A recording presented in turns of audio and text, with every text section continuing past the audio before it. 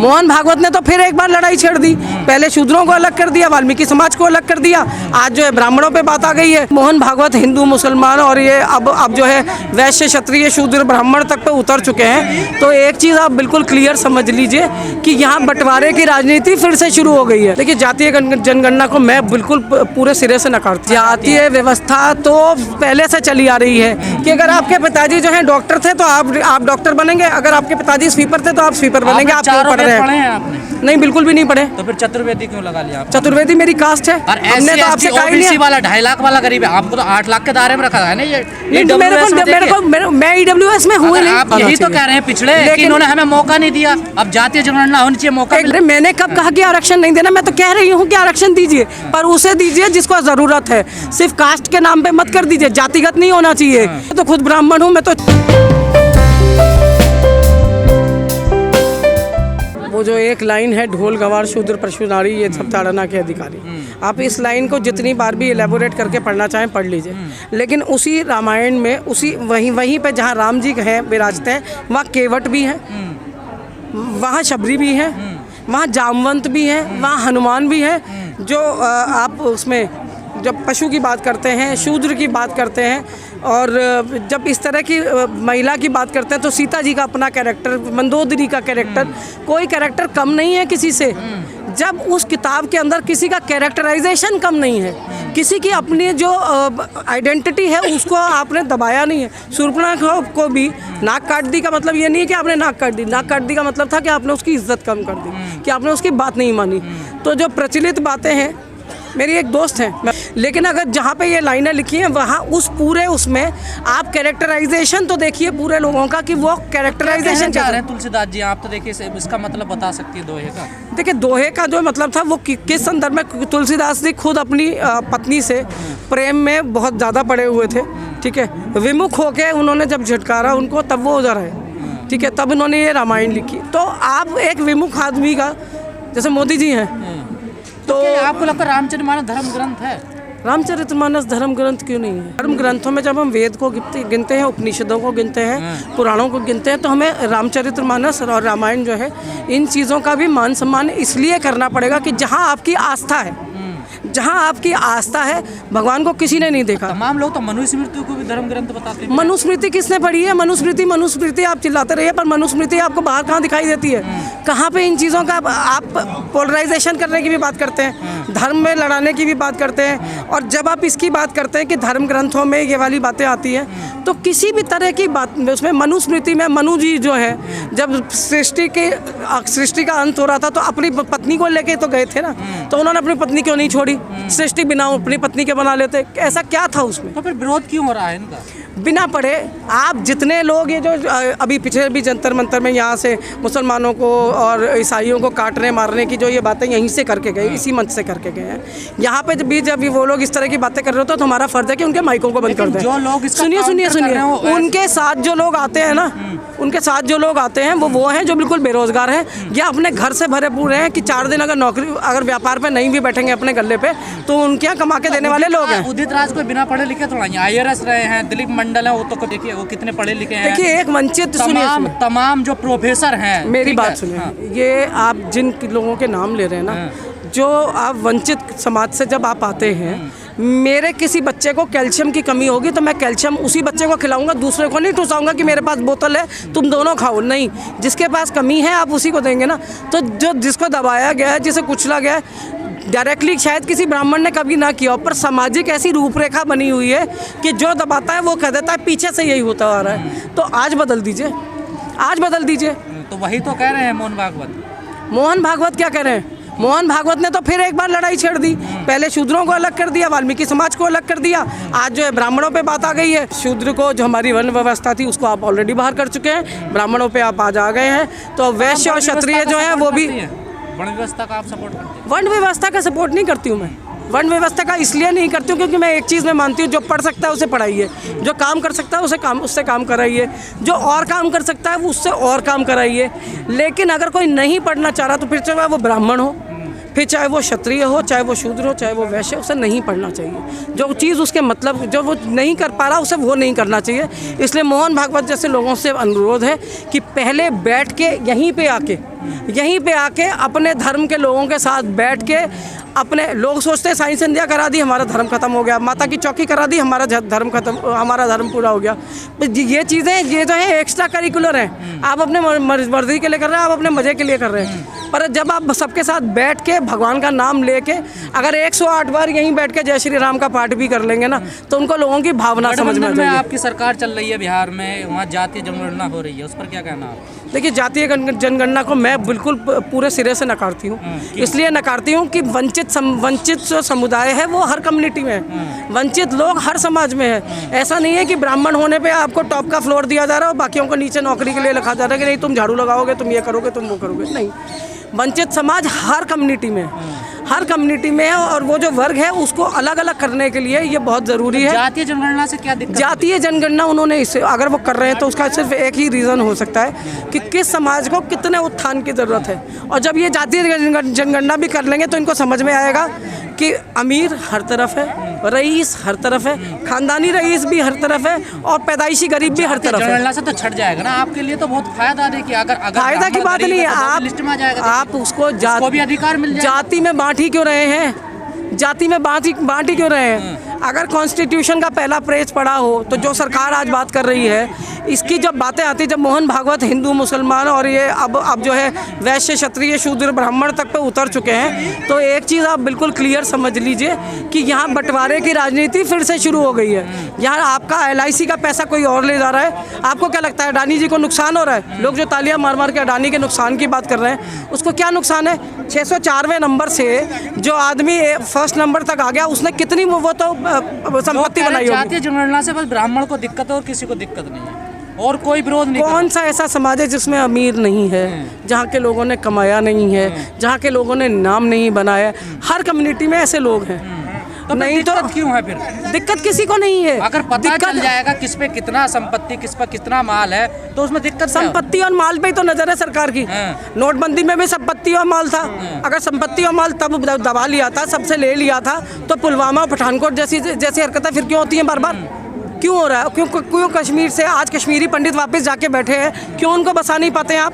लेकिन पिछड़े कह रहे हैं जिनकी आबादी 52% है इस देश में कि अब तो जातीय जनगणना होकर रहेगी।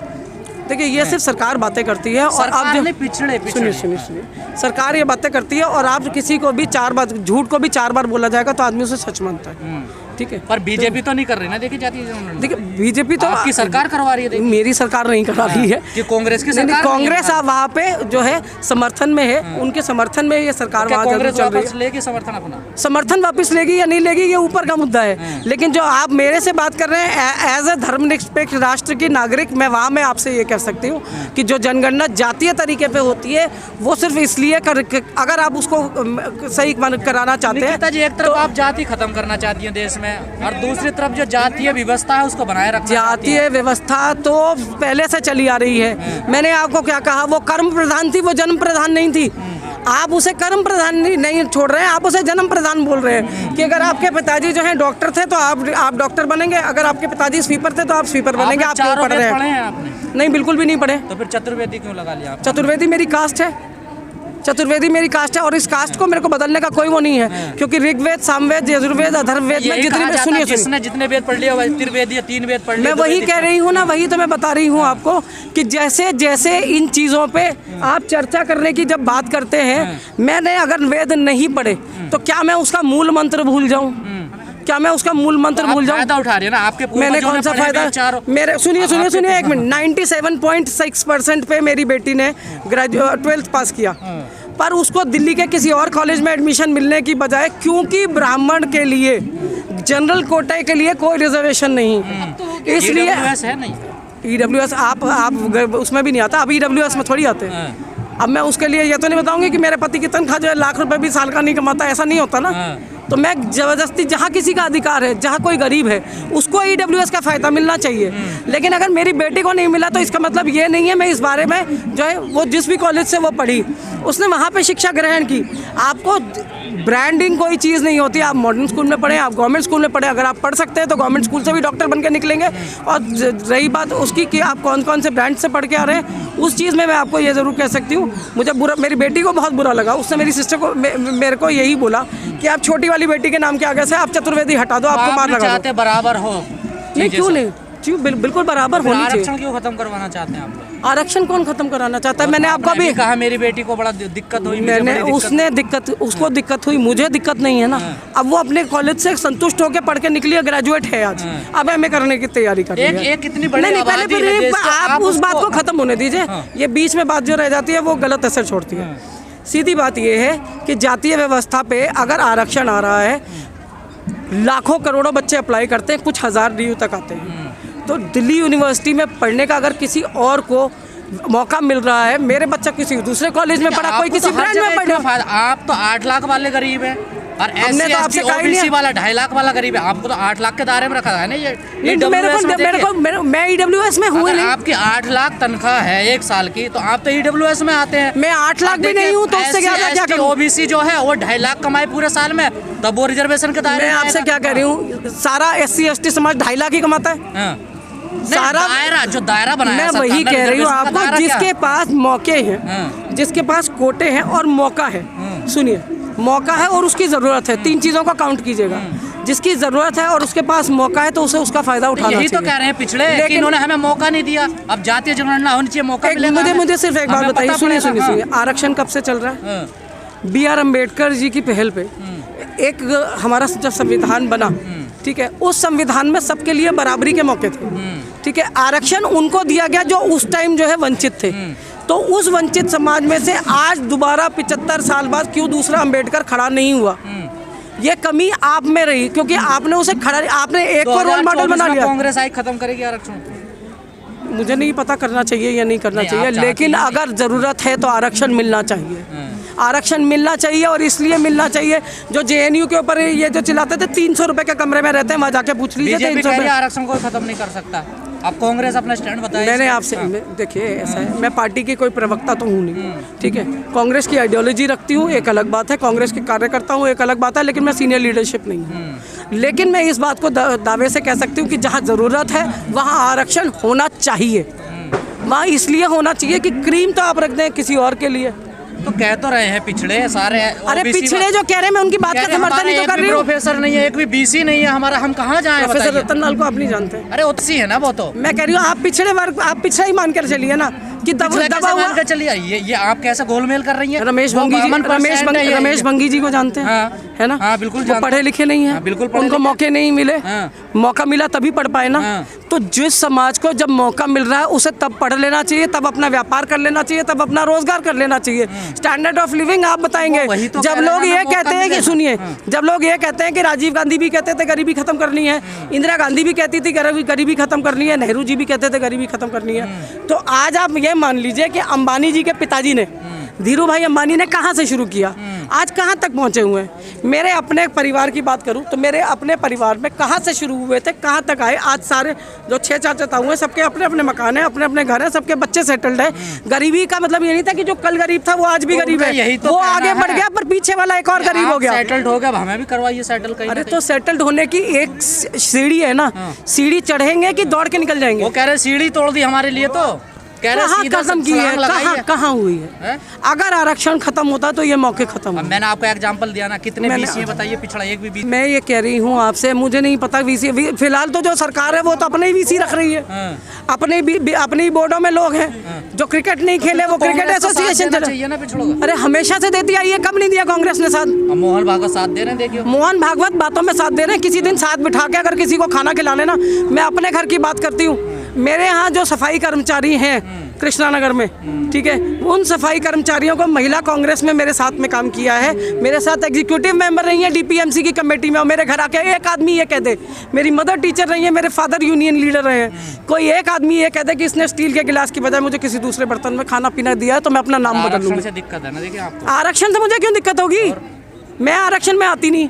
स्टील में तो पिलाइए, जिस चीज कहीं में पर आरक्षण नहीं देना है, देखिए। अरे मैंने कब कहा कि आरक्षण नहीं देना, मैं तो कह रही हूँ कि आरक्षण दीजिए, पर उसे दीजिए जिसको ज़रूरत है। सिर्फ कास्ट के नाम पे मत कर दीजिए, जातिगत नहीं होना चाहिए। ये होना चाहिए वर्ग के उस पर कि आपकी इकोनॉमिक कंडीशन कैसी है। शोषण किस आधार पे होता है? शोषण तो किसी भी आधार पे हो जाता कैसे है, है? बड़े से बड़े का कर लेते हैं लोग। कैसे हो जाता है? क्यों, आप एक बात बताएं कि कंगना रनौत का सुनिए, एक तरह से हम लोगों ने निकिता शोषण ही किया है ना, निकिता चतुर्वेदी मानसिक को आज तौर तक पे किसी किया है। मंदिर जैसे में जाने से रोका किसी ने? मैं अपना मतलब आपके दिल्ली में नहीं, बताइए, सुनिए सुनिए आपको सुनिए, किसी ने मैं ये रोका? इसी पे मेरे को नहीं रोका। आपके भीम, आपके चंद्रशेखर रावण की क्या पार्टी का नाम है? आज़ाद पार्टी। आज़ाद समाज पार्टी। आज़ाद समाज पार्टी। भीम, अरे भीम नहीं, आज़ाद समाज पार्टी है। दिल्ली के अध्यक्ष है महेश पेवाल, ठीक है। मेरे साथ कांग्रेस में राजनीति दोनों ने इकट्ठे शुरू की थी, ठीक है। कांग्रेस के ही साथी रहे, गोंडली वार्ड कृष्णानगर में ही रहते हैं। उनसे पूछ लीजिए सावन का चलिया महेश पेवाल और निकिता चतुर्वेदी ने एक साथ गौरी शंकर मंदिर में किया या नहीं किया। और पंडित जी ने मेरे हाथ में प्रसाद दिया और उसके हाथ में ना दिया हो तो बताएं। मैं दावा कर रही हूँ, मंदिर के अंदर खड़े होकर दिखा देती हूँ आपको। निकिता चतुर्वेदी को आज तक किसी मंदिर सब मंदिर में अंदर घुसते हुए आपकी चोटी, आपके मंगलसूत्र, आपकी मांग का सिंदूर कोई नहीं देखता, कोई भी नहीं देखता। लोग सिर्फ ये देखते हैं कि आप अंदर आए हैं तो आप में आस्था है कि नहीं। मुझे क्यों नहीं होती मंदिर में? महिला पुजारी बनना नहीं चाहती। क्यों नहीं बनना चाहती? अरे वाह, क्या बात कर दी। नहीं, एक मिनट सुनिए, मेरी पूरी बात तो सुनिए। बनना इसलिए नहीं चाहती कि जो पंडों को वो जिस तरह से टोका रोका जाता है ना, उस तरह से कहिए। अब यहाँ पे भी आपने देखा लोग बैरिकेड तक भाग रहे थे। हम नहीं भागना चाहते, हम विरोध करते हैं, सब चीज़ करते हैं, पर वहाँ पे खड़े होकर एकदम बैरिकेड हिलाना वो मुझे नहीं ठीक लगता। आप बराबरी चाहती हो, मैं भागना भी नहीं चाहती हो। भागने की क्या बात है, विरोध दर्ज करना है, सड़क तक आना है, वो भी तो इम्पोर्टेंट है। कौन निकल रहा है अपने घरों से? आज सीए एनआरसी वाले जो मुद्दे हैं, कम होती है महिला, क्यों पढ़े लिखे कम है? तो फिर क्यों नहीं बन सकती पुजारी? मैंने कब कहा कि नहीं बन सकती? मैं तो खुद ब्राह्मण हूँ, मैं तो चाहूँगी कि बने, लेकिन मैं ये कह रही हूँ कि अगर कोई काम जो है आप स्वेच्छा से करना चाहते हैं तो कीजिए, और अगर नहीं करना चाहते तो आप किसी को सिर्फ इसलिए कि भाई साहब ये जो है यहाँ पे महिला ही लगेगी, फिर चाहे उसे ज्ञान अधूरा हो, पर नहीं, आप महिलाएं यहीं बैठ जाइए। चार मंत्र भी आपको ना आते हो, आपको ये भी नहीं पता कि सुबह जब हाथ जोड़ते हैं तो हाथ जोड़ के क्या कहा जाता है, पहला मंत्र सब ऐसे ही चल रहा, गोलमोल चल रहा है। भाई साहब ऐसा है, सब गोलमोल नहीं चल रहा है। हर चीज़ के लिए एक तर्क है, हर चीज़ के लिए एक मंत्र है, हर चीज़ के लिए। वैसे ब्राह्मण और पंडित में भी अंतर होता है ना? देखिए बिल्कुल होता है। मैं जिस ब्राह्मण से उस पर परिवार से आते हैं, चतुर्वेदियों का जिस परिवार से आते हैं हम लोग, जो है वो टीचर्स हैं, ठीक है। तो ज्ञानी मतलब ज्ञानी नहीं है, टीचर है। आप ज्ञान प्राप्त करते हैं तब तो ज्ञान देते हैं। ऐसे पैदाइशी कोई नहीं होता ज्ञानी, फिर तो रामदेव ही बनते हैं। कि योग गुरु के लोग पैर छू के ये सोचते हैं कि बस इसने ऑरेंज कलर के कपड़े पहनते हैं, इसके हाथ जोड़ लो तो हमारा भविष्य तर जाएगा। ऐसी क्या बात कह रही है? ब्राह्मण तो सब श्रेष्ठ ज्ञानी होता, बचपन से पैदा होते ज्ञानी। किसने कहा है बिना पढ़े कोई ज्ञानी हो जाएगा? यही तो लिखा हुआ हर जगह। कहाँ लिखा है? सारे ग्रंथों में ये लिखा। पढ़ के दिखाओ अभी तुम। अरे तुम पढ़ के दिखाओ ना मुझे, कांड में यही पढ़ के दिखाओ। मोहन भागवत वाली बातें मत करो। मैंने आपको कहा जज केवट से, केवट जैसी, केवट का नाम क्या रामचरितमानस से, राम जी की कथा से बाहर है। जामवंत वो पशु थे ना, रीछ प्रजाति के थे ना। भक्त शिरोमणि किसको कहा जाता है? भरत को कहा जाता है, नारद जी को कहा जाता है, नहीं कहा जाता ना। भक्त शिरोमणि, भक्त शिरोमणि कौन थे? एकलव्य का अंगूठा। मैं विश्व तो पिछले 8-10 सालों से जो इस सरकार ने घोल रखा है, बेरोजगारी है, महंगाई है, नफरत है, जो सांप्रदायिकता है, महिलाओं का उत्पीड़न है, तो विश्व तो इन्होंने 8 साल में बहुत घोला है। तो अब उसको काटने के लिए अगर अमृतकाल की बात कर रहे हैं तो देखने वाली बात है कि कहाँ तक जाएंगे और कब ये अमृत जो है ओरिजिनली बरसेगा। तो मोहन भागवत जी ने खत्म कर दिया ना 5 तारीख में सारा जो भी था। विश्व कहा उन्होंने कि ब्राह्मणों ने जाति बनाई है। मतलब वो पहले हमारी वर्ण व्यवस्था में हमने बचपन से पढ़ा है और पुरखों ने भी यही चीज़ पढ़ी है कि हिंदुओं में 4 वर्ण होते थे, ब्राह्मण, क्षत्रिय, वैश्य और शूद्र। ये कर्म के हिसाब से थे, ये जन्म के हिसाब से नहीं थे, पहली चीज़। लेकिन उसके बाद जो है पहले इन्होंने शूद्रों को अलग किया। जब आज वो समाज जो है वाल्मीकि जाटा, वो पूरा समाज जो है वो एक तरफ हो गया है, ठीक है। वो खुद को हिंदू मानते नहीं, ठीक है। और वहीं जो है अब इन्होंने ब्राह्मणों से भी वो करना शुरू कर दिया, किनारा शुरू कर दिया है। तो एक तरह से ये कह सकते हैं कि उन्होंने ये सोच लिया है कि फाइनेंस लगाने वाले बनिए हैं, ठीक है। तो वैश्य समाज उनके साथ रहे और सड़कों पे उनके साथ जो है उपद्रव करने के लिए उन्होंने बयान दिया गया, सोची समझी साजिश है, सोची समझी। ऐसे इतने बड़े बड़े लोग ना यूं ही कुछ नहीं कह देते, ये अचानक निकली हुई बात नहीं है। आप एक स्पीच रेडी करके आते हैं, आपको पता है कि कौन से मुद्दों पे कहाँ कहाँ बात करनी है। और जब देश में हर समाज एक साथ चल रहा था, पढ़ रहे थे तो सबके बच्चे पढ़ रहे थे, कमा रहे थे तो सभी कमा रहे थे, और गरीबों में ऐसा नहीं है कि बनियों में गरीब नहीं थे या गुजरों में गरीब नहीं थे या ब्राह्मणों में गरीब नहीं था। ब्राह्मणों में तो कहानी ऐसे शुरू होती है कि एक निर्धन गरीब ब्राह्मण था, कि जाति व्यवस्था को जो है वो शुरू से इन्होंने टारगेट पे रखा, इसीलिए कि इसको टारगेट पे जब तक हम रखते रहेंगे लोग इस तरह की बातों में उलझे रहेंगे और अडानी और LIC और SBI को भूल जाएंगे। इस तरह के जो होते हैं ना, जो लोगों के इमोशंस को हर्ट कर देते हैं, वो इमोशनली हर्ट इसीलिए किया जाता है ताकि उनके जो उसका जो आउटकम है वो सड़कों पे निकल आए, लोग जो है अपने बारे में बातें करना शुरू कर दें। क्योंकि जब SBI LIC जैसी बातें करो तो लोगों को कम समझ में, उन्हें ये तो पता है कि नुकसान हो रहा है, पर किसका नुकसान हो रहा है ये समझ में नहीं आ रहा है। उसमें अडानी का विरोध, देश का विरोध है। देखिए, राष्ट्र से इसलिए जोड़ दी जाती है क्योंकि अगर राष्ट्र से नहीं जोड़ेंगे तो मुद्दे पे बहस होगी। बहस से बचना है तो राष्ट्र चिल्लाना शुरू कर दीजिए। और नहीं तो अडानी से टाटा बिरला ने भी व्यापार किया है। रिलायंस जो है वो तभी पनपी थी जब कांग्रेस की सरकार थी, तो किसी की कमाई से किसी को कोई नुकसान नहीं है। जब व्यापार बढ़ता है तो दूसरों के लिए रोजगार के अवसर बढ़ते हैं, लेकिन आप बाहर से तो कमा रहे हैं पर देश को कुछ नहीं दे रहे हैं। तो वहाँ पे जब अमृतकाल की बात है तो यूपी में इतना बड़ा मैन पावर है, बिहार में इतना मैन पावर है और MP में इतना मैन पावर है, महाराष्ट्र में मैन पावर कितना है। तो दिल्ली तो खैर छोटा स्टेट है, वो बाहर से लोग आते हैं, तो हमारी दिल्ली पानी है, जो आ जाता है यहीं का होकर रह जाता है। लेकिन बाकी जगह जहाँ पे मैन पावर है, जहाँ पे आपको उसको यूटिलाइज करना चाहिए, वहाँ के लोगों को रोज़गार देना चाहिए। कोविड में सबसे ज़्यादा लोग इसी तरफ लौटे थे ना, तो जब जहाँ पे लौटे थे वहीं पे रोज़गार। क्यों मोदी जी अडानी और अंबानी से ये नहीं कहते कि ईंट के भट्टे ही लगा दो, कम से कम मेरे लोगों को यहीं रोज़गार दे दो। नहीं तो यूपी में बटेश्वर और गंगा किनारे, जमुना जी के किनारे किनारे जितने गाँव आते हैं वहाँ पर ही लगवा दें कि भाई तू फूल उगा लो, भाई उपजाऊ ज़मीन है ना, फूल उगा लो, अचार के पापड़ के ही प्लांट लगा दो, कुछ तो करो ताकि लोगों को रोज़गार मिले। पर बेरोज़गारी दूर रहती है कि मीडिया हमारा साथ नहीं देता। मीडिया ऐसा नहीं है कि साथ नहीं देता, वो भारत जोड़ो यात्रा में लगभग सभी चैनलों के जो हैं जो कॉरेस्पॉन्डेंट थे, बड़े बड़े जो आपको जो प्राइम टाइम वाले चेहरे हैं वो भी आपको वहाँ दिखाई दिए। पर बात सिर्फ ये है कि चलते हुए बात करना कि आप भारत जोड़ो यात्रा में, तो ये दिखाना भी है क्योंकि जो अवेयर जनता है, जो जागरूक जनता है, वो आपको वहाँ देखना चाहती है, तो आप वहाँ तो बात कराएं, लेकिन वो बात वहाँ से वापस आके आपने किस किस से की, प्राइम टाइम में उसे कैसे दिखाया, ये भी एक मुद्दा है। तो आप चले राहुल गांधी के साथ, आप एक ब्रांड बन गए कि नहीं, यात्रा के हिस्सा थे। तो सारे जवाब दिए मोदी जी ने संसद में, आपके देखिए हर सवाल का जवाब दिया, शेर शायरिया भी हुई। देखिए मोदी जी से आप ये कहें कि ये फ़ोन इतना महंगा है, तो वो बताएंगे जब मैं बचपन में था तो मैं कैमरे से फ़ोटो खींचता था और ऐसा था, मगरमच्छ थे, ज़िंदगी में उनकी 35 साल उन्होंने भीख मांग के खाया, बहुत सारे मुद्दे हैं। पर आप जिस मुद्दे की उनसे बात करेंगे वो उस पर बात नहीं करते, वो उंगलियां घुमा घुमा के, आंखें नचा नचा के जोकरों की तरह बात तो कर लेते हैं, लेकिन मुद्दे की बात अगर आप नरेंद्र मोदी से करेंगे तो उससे बेटर है कि आप जैसे ही मोदी जी से सवाल करें मुड़ जाइए राहुल गांधी की तरफ, क्योंकि राहुल गांधी के पास डाटा भी होगा, फैक्ट भी होंगे और उसके बाद उनके पास उस बात का जवाब भी होगा।